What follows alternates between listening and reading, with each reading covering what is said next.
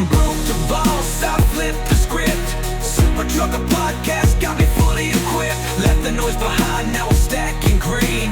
Voyager Nation make me live the dream. All right, welcome to our Super Trucker Podcast Q&A session. So today I'm going to respond to some comments, questions, and other stuff that we came across on social media under our content. So I failed as an owner-operator once. Should I even try again? Absolutely. I've heard it many, many times that most people that eventually succeeded tried many times before we succeeded. It's either never or it's a very, very rare thing that somebody succeeds at first attempt. The only thing is that's important, you got to make sure that you learn from your past mistakes. Because if you haven't learned anything or you're not willing to adjust, you're just hoping that the life is now going to be somehow different, then you're going to get the same result. Outside of that, hell yeah, keep on trying, keep on pushing. There is always a brighter day. But you gotta make sure that you do something about it to get that different result. Why do people quit right before things turn around? I've heard this quote on YouTube that it sounds something along the lines of this. Today is miserable. Tomorrow it's gonna get even more miserable. And day after tomorrow is going to be beautiful. Most people will quit tomorrow. So just think about that. So every time it gets really, really, really shitty, how do you know you're not just like one step away from something awesome?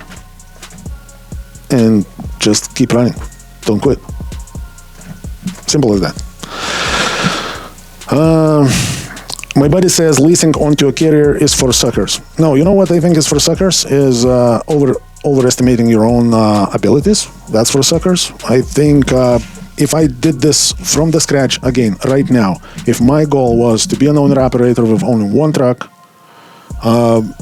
leasing onto an owner-operator, that's the only option I would consider.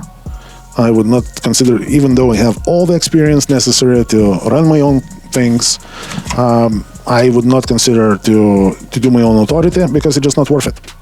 As long as you have a solid carrier that can manage certain aspects of your business for you, because in my opinion, they're just a better business. What else? I'm tired of hearing just work harder. I don't know, don't work harder. Run your business smarter. How about that? I think that sounds a little bit better. What's the biggest emotional mistake owner-operators make? Any emotional mistake, decision that you make is not good for your business.